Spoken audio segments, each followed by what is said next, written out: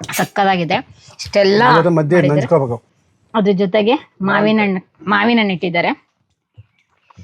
ನಮ್ಮ ಮಿಸಸ್ ಚಿಕ್ಕ ವಯಸ್ಸಲ್ಲಿ ಖುಷ್ಬು ತರ ಇದ್ರು ಅವರು. ಖುಷ್ಬು ತರ. ಓಕೆ, ಸೇಮ್ ಖುಷ್ಬು ತರನೇ ಫೋಟೋಗಳು, ಹಳೆ ಫೋಟೋ ನೋಡಿದ್ರೆ ಏನಿಲ್ಲ. ಶನಿವಾರ ಭಾನುವಾರ ಬರ್ತಾರೆ, ಅವ್ರು ನಂಬ್ಕೊಂಡು ಬಿಸ್ನೆಸ್ ಮಾಡೋಕ್ಕಾಗಲ್ಲ, ಅದಕ್ಕೆ ಯಾರು ಹಿಡಿದಿಲ್ಲ. ಒಂದು ಹೆಣ್ಣು ನೋಡಕ್ ಹೋಗ್ತೀವಿ, ಸೊ ಅವಾಗ ನಾವು ಕಾಂಪ್ರಮೈಸ್ ಆಗಬೇಕು. ಕಾಂಪ್ರಮೈಸ್ ಆದಾಗ ಯಾರಿಗೋ ಒಬ್ರಿಗೆ ಹೋಲ್ಸ್ಕೊಂಡ್ಬಿಡೋದು. ಹೀರೋಯಿನ್ ಥರ ಇದ್ದಾರೆ, ಹಿಂಗಿದ್ದಾರೆ ಅನ್ನೋ ಥರ ಫೀಲ್ ಮಾಡ್ಕೊಂಡ್ಬಿಟ್ಟು ಮದುವೆ ಮಾಡ್ಕೊಂಡ್ಬಿಡೋದು. ಹೌದು, ಕೆಂಪಸ್ ಹತ್ತಿಲ್ಲ, ಎಲ್ಲರೂ ಕೆಂಪಸ್ಸಲ್ಲಿ ಬರ್ತಾರೆ. ನಾನು ಲಾರಿಯಲ್ಲಿ ಬಂದೆ, ಇಲ್ಲ SLC ಫೈಲ್ ಆಗಿಬಿಟ್ಟು ಊರಿಂದ ಓಡ್ ಬಂದಿರೋದು. ಇಲ್ಲೋಗಿ ಫ್ರೆಂಡ್ಸ್ ಹತ್ರ ಹೋಗಿ 3 ದಿವಸ ಚೆನ್ನಾಗಿ ನೋಡ್ಕೊಂಡು ಆಮೇಲೆ 4ನೇ ದಿವಸ ಆಚೆಗೆ ಹಾಕಿ ಹಿಂಗೆಲ್ಲ ಕಷ್ಟಪಟ್ಟಲ್ಲ, ಅವ್ರು ಸಖತ್ತಾಗಿದ್ದಾರೆ. ಯಾರು ಸುಖವಾಗಿ ದುಡ್ಡು ಹಿಡ್ಕೊಂಡು ಬೆಂಗಳೂರು ಬಂದರೋ ಅವರೆಲ್ಲ ಹಾಳಾಗಿದ್ದಾರೆ. ನಾವು ಒಳ್ಳೆಯದನ್ನ ಬೂಸ ಅಂತೀವಲ್ಲ, ಹಸುಗಳು ಕೊಡ್ತಾ ಇದೀವಿ, ಕೆಟ್ಟದನ್ನ ತಿಂತಾ ಇದೀವಿ. ಬ್ಲಾಕ್ ರೈಸಲ್ಲಿ ನಿಮಗೆ 11 ರೋಗಗಳು ಕಮ್ಮಿ ಆಗುತ್ತೆ. ದೇವರು ವರವನು ಕೊಟ್ರೆ ನಾನಿನ್ನೆ ಕೋರುವೆ ಚೆಲುವೆ. ನೋಡಿ, ವಾಸು ಸರ್ ಮನೇಲಿ ಇವತ್ತು ತೋಟಕ್ಕೆ ಹೋಗಿದ್ದು ನಾವು ಇಂಟರ್ವ್ಯೂ ಮಾಡೋಣ ಅಂತ ಹೇಳಿ.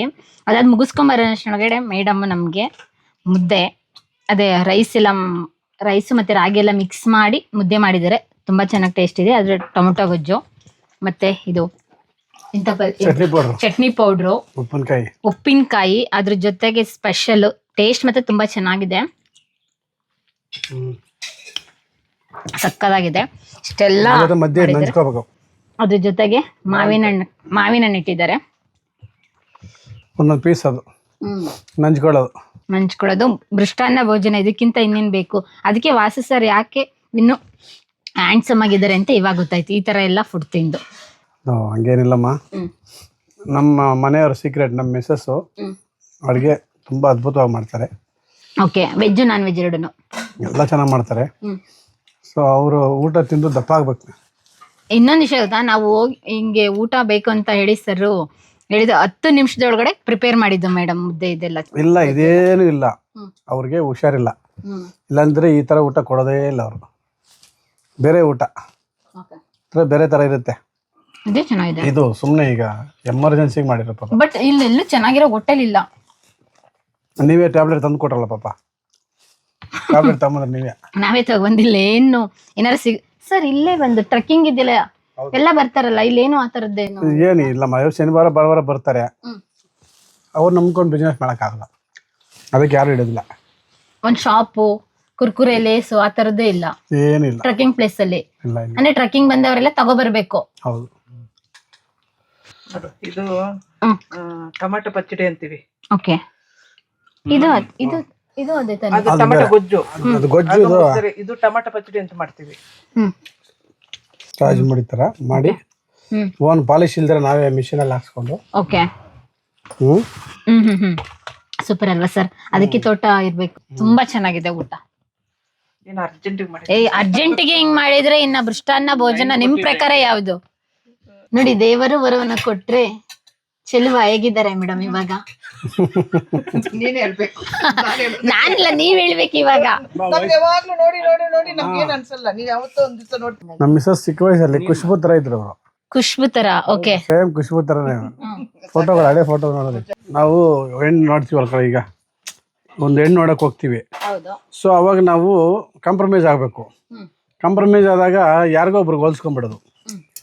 ಹೀರೋಯಿನ್ ಥರ ಇದ್ದಾರೆ, ಹಿಂಗಿದ್ದಾರೆ ಅನ್ನೋ ಥರ ಫೀಲ್ ಮಾಡ್ಕೊಂಡ್ಬಿಟ್ಟು ಮದುವೆ ಮಾಡ್ಕೊಂಡ್ಬಿಡೋದು ಆ ಕಾಲದಲ್ಲಿ. ಸೊ ಹಂಗೆ ನಾವು ಖುಷ್ಬು ಅಂದ್ಕೊಂಡು ಫೀಲ್ ಮಾಡ್ಕೊಂಡು ಮದುವೆ ಮಾಡ್ಕೊಂಡು. ಹೆಂಗೆ ಸರ್ ನೀವು ಚಿಂತಾಮಣಿಯಿಂದ ಬಂದಿದ್ದು? ಚಿಂತಾಮಣಿಯಿಂದ ಕೆಂಪಸ್ ಹತ್ಕೊಂಡ? ಹೌದು, ಕೆಂಪಸ್ ಹತ್ತಿಲ್ಲ, ಎಲ್ಲರೂ ಕೆಂಪಸ್ಸಲ್ಲಿ ಬರ್ತಾರೆ. ನಾನು ಲಾರಿಯಲ್ಲಿ ಬಂದೆ. ಲಾರಿ ಹೆಂಗೆ ಸರ್? ಹಂಗೆ ನಮ್ಮೂರ್ ಕಡೆ ಎಲ್ಲ ಮರಳು ಮಾಡ್ತಿದ್ರು ಬೆಂಗಳೂರಿಗೆ. ಮರಳು ಗಾಡಿ ಬರೋದು ಚಿಂತಾಮಣಿಯಿಂದ, ಮರಳು ಸಿಕ್ಕಾಪಟ್ಟೆ ದಂಧೆ ಆಗೋದು ದೊಡ್ಡದು. ಅದಕ್ಕೆ ಲೋಡ್ ಮಾಡೋದು, ಹಂಗೆ ಲಾರಿಯಲ್ಲಿ ಹತ್ಕೊಂಡು ಬಂದ್ಬಿಡೋದು. ಫ್ರೀ ಅಲ್ವಾ ಅವಾಗ? 7 ರೂಪಾಯಿ 8 ರೂಪಾಯಿ ಇತ್ತು ಬಸ್ ಚಾರ್ಜ್ ಬೆಂಗಳೂರಿಗೆ. ಎಷ್ಟೇ ವಯಸ್ಸಿಗೆ ಬಂದ್ರಿ ಬೆಂಗಳೂರಿಗೆ? ಏನ್ ಎಜುಕೇಶನ್ ಮಾಡಿರೋದು? 19. ಏನು ಮಾಡಿಲ್ಲ? ಇಲ್ಲ, SLC ಫೈಲ್ ಆಗಿಬಿಟ್ಟು ಊರಿಂದ ಓಡ್ ಬಂದಿರೋದು. ಮನೆ ಬಿಟ್ಟು ಬಂದಿದ್ದು ಹುಡುಗ ನೀವು? ಯಾಕೆ ಅಪ್ಪ ಅಮ್ಮಗೆ ಹೇಳಿದ್ರೆ ಬೆಂಗಳೂರಿಗೆ ಹೋಗ್ತಾ ಇದೀನಿ ಅಂತ? ಯಾರು ಹೇಳಿಲ್ಲ. ಅವಾಗ ಟ್ರೆಂಡ್ ಸರ್ ಮನೆ ಬಿಡೋದು? ಅವು ಫುಲ್ ಟ್ರೆಂಡ್. SLC ಫೈಲ್ ಆಗು ಬೆಂಗಳೂರಿಗೆ ಬಸ್ ಹತ್ತು, ಫೇಲ್ ಆಗಿ ಬೆಂಗಳೂರಿಗೆ ಬಸ್ ಹತ್ತು, ಇದು ಟ್ರೆಂಡ್. ಹೌದು. ಮಗ ಎಲ್ಲೋದ?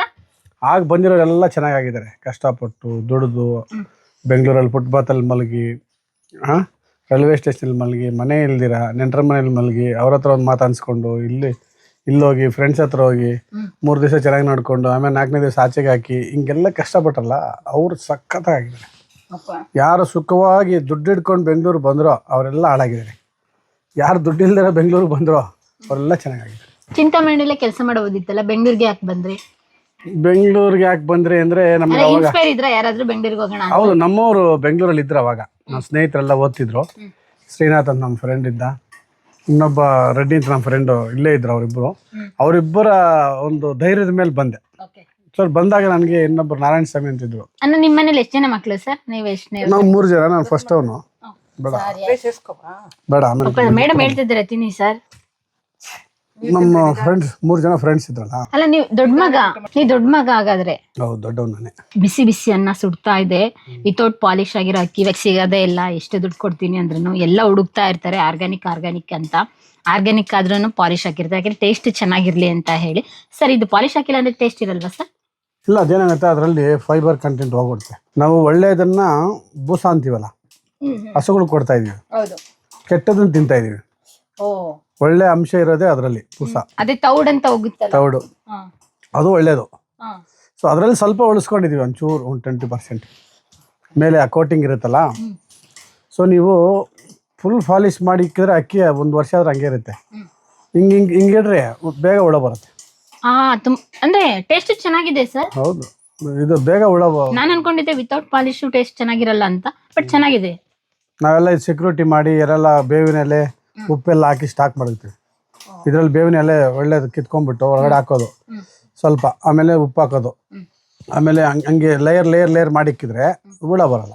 ಹಂಗಾರೆ ಭತ್ತನೂ ಬೆಳಿತೀರಾ ನೀವು? ಹೌದು, ಭತ್ತ ಬೆಳೆದು ಬ್ಲಾಕ್ ರೈಸೇ ಬೆಳೆದಿದ್ದೆ. ನಮ್ಮ ಹೆಸರಲ್ಲಿ ಬ್ಲಾಕ್ ರೈಸ್ ಇಲ್ಲ. ನಿಮ್ಮ ಹತ್ರ ಬ್ಲಾಕ್ ರೈಸ್ ಎಲ್ಲ ಹಾಕಿದ್ವಿ. ಬ್ಲಾಕ್ ರೈಸ್ ಅಲ್ಲಿ ನಿಮ್ಗೆ 11 ರೋಗಗಳು ಕಮ್ಮಿ ಆಗುತ್ತೆ. 11 ಕಾಯಿಲೆ. ಹಳೆ ಕಾಲದೆಲ್ಲ ರಾಜರೆಲ್ಲ ಅವರೇ ತಿಂತಿದ್ರಂತೆ. ಆಮೇಲೆ ಈ ಮಾಟ ಮಂತ್ರಕ್ಕೆಲ್ಲ ಉಪಯೋಗಿಸಿದ್ರು. ತುಂಬಾ ಕಾಸ್ಟ್ಲಿ.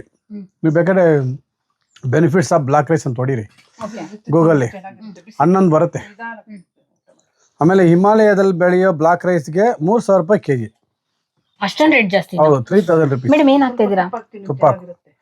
ಇನ್ನೊಂದು ರೌಂಡ್ ದಪ್ಪ ಹಾಕ್ತೀನಿ ಮೇಡಮ್ ನಾನು. ಏನಾಗಲ್ಲ ಬಮ್ಮ. ಅದಕ್ಕೆ ಅದು ಗೊಜ್ಜಲ್ಲಮ್ಮ, ಇವೆಲ್ಲ ಇದು ಹಾಕಮ್ಮ. ಒಂದೊಂದೇ ಒಂದು ಫಸ್ಟ್ ಅದು ಹಾಕೋ, ಅದೊಂದು ಸ್ವಲ್ಪ ಹಾಕೋ, ಎಲ್ಲ ಮಿಕ್ಸ್ ಮಾಡ್ಬಿಟ್ರೆ ಯಾವ ಟೇಸ್ಟ್ ಗೊತ್ತಾಗಲ್ಲ. ಸ್ವಲ್ಪ ಹಾಕಿ ರೈಸ್ ಹಾಕು. ಈ ತರ ಗೊಜ್ಜುಗಳೆಲ್ಲ ಮಾಡಿಟ್ಕೊಂಡ್ರೆ ಯಾರಾದ್ರೂ ಬಂದ್ರೆ ಸಾಂಬಾರೇ ಬೇಡ, ಒಂದು ರೈಸ್ ಮಾಡು ಅಷ್ಟೇ.